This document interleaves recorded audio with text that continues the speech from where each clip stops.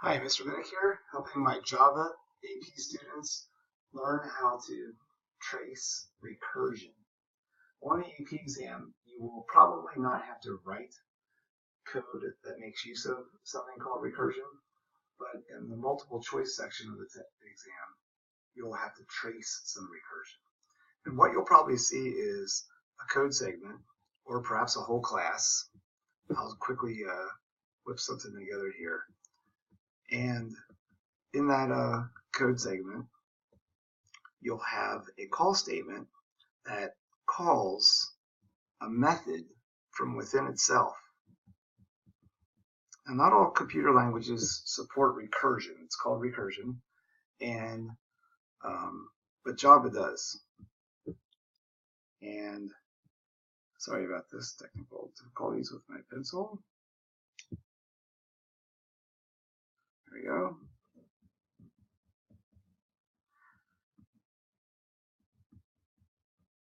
And quite simply, I have a statement here that displays what the output is of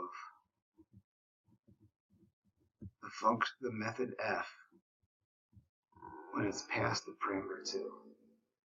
Now, where is this method f? Well, I'll jot it out right here.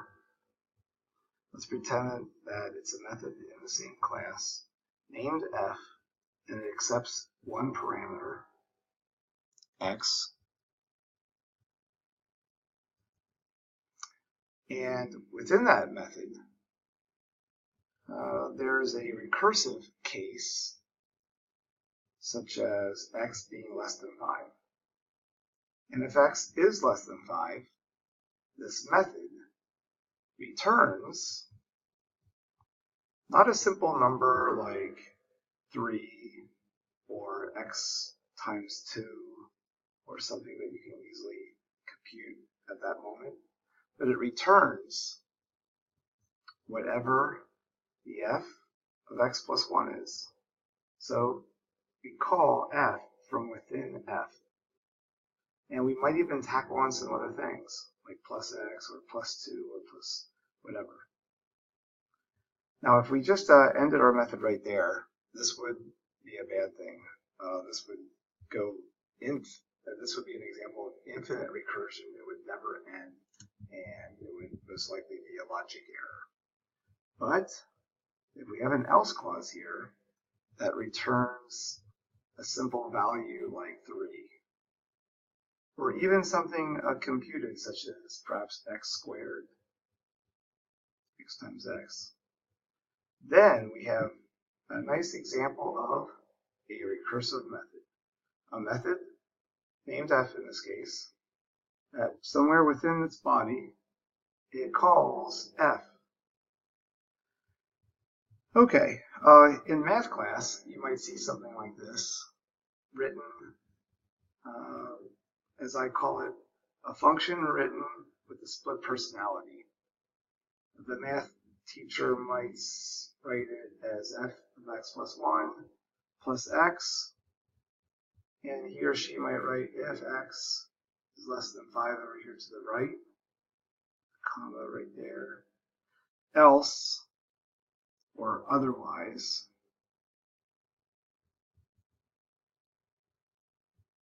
the f of x is equal to x squared. And you would be asked in math class, if you haven't learned this yet, what is the f of 2?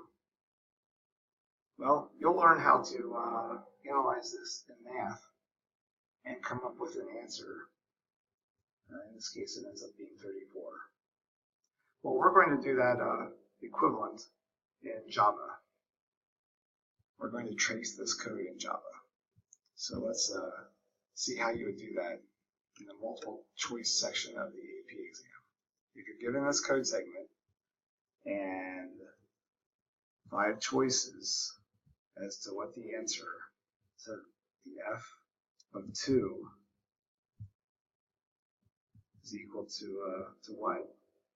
The right answer might be choice C, and there might be wrong answers that are really close to that, or some outrageous answers like 0, or the old none of the above. Caution. Okay, so here's how you would answer this multiple choice question. I like to illustrate the analysis of this kind of tracing code segment exercise as a series of stack frames. Later in your computer science education, you might learn more specifically what a stack frame is, but now I just should throw this out there as a way to perhaps organize this. In the first stack frame, the parameter x is 2, and we rewrite this given question as the f of 2 is equal to, well, let's see, if 2 comes in here, 2 is indeed less than 5, so we have to rewrite all of this next to my nice little tiny equal symbol. Substituting the value of 2 in for the x that you see in the code, we simplify this. And I like to write the plus 2 right below where it was in the line before, and I like to line up my equal symbols. So that is stack frame 1. Well, we don't have an answer yet. We don't know if it's 32, 35, 34, 0, or none of the above. We need to know what the f of 3 is. In other words, we just changed the f of 2 into something harder, the f of 3, plus an extra 2 added along for the ride. So now I have to analyze what happens in stack frame number 2. And in stack frame number 2, the parameter x is 3. So I rewrite this as the f of, well, because 3 is less than 5, I have to rewrite it as the f of x plus 1, which in this case is the f of 3 plus 1, plus x, which is 3. I simplify wherever possible. Oh, but that was only an expansion of this part. So this blew up and turned into all of this with the plus 3. Don't forget about this original plus 2 that we need to tack along there for the ride. So simplifying all of this, now that I've added the plus 2, I have an f of 4 plus 3 plus 2. Please resist the urge of consolidating the plus 3 and plus 2 to plus 5. That might work for this problem, but it might mess up your order of operations for other more complicated recursive method examples. Okay, so I've now made my problem worse.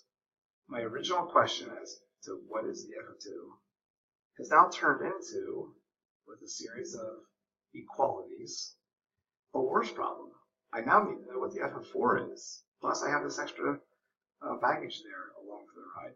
So now I'm in stack frame 5, or I'm sorry, stack frame 3, where the x is equal to 4. So this part of my last equation there blows up because f is 4. Because 4 is in the parameter position, we are calling the method f, and 4 is less than 5, so we have to rewrite all of this. In other words, the computer must return this before it returns anything for f of 3. Before that, returns something as f of 2. And before that, ends up printing out something on the screen. So I'm really deep inside of the tracing of this recursive method.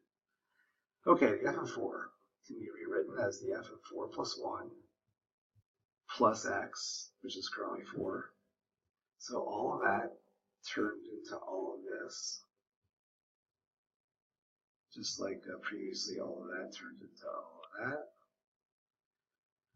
And I bring along the +3 and the +2 for the ride.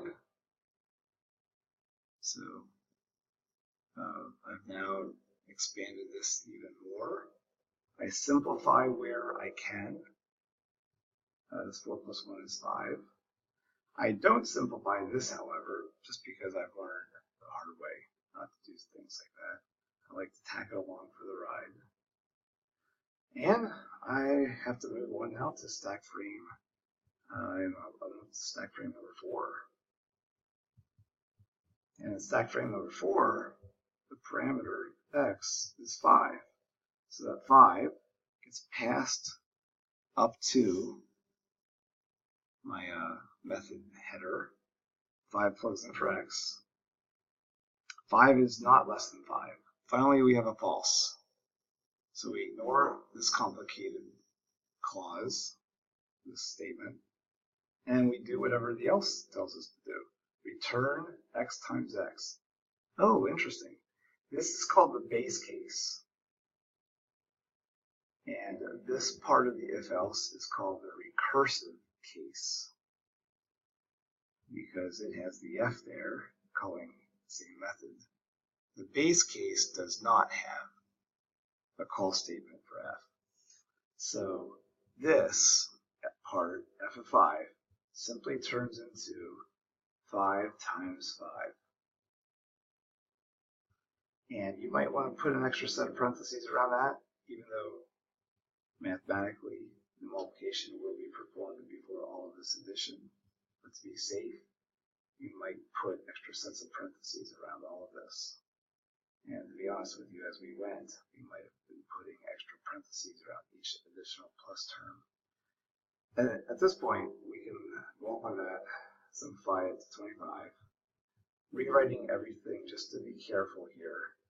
And the computer next works its way up the stack frames until it floats up to this first stack frame. So technically, the computer would add these two next. And then the computer would add, likewise, 29 plus 3. See how I'm writing everything vertically aligned. And finally, the number 34 would be sent back up to plug in for the f of 2, which, if you remember, was the original call statement. So a 34 does plug in for the system out print, and 34 would be the answer on the AP exam to this question, where you had this recursive method f, and you were asked to evaluate it for what happens if the f of 2 is executed. And this answer 34 would be the same thing that your math teacher would expect if he or she gave you this as a math exercise.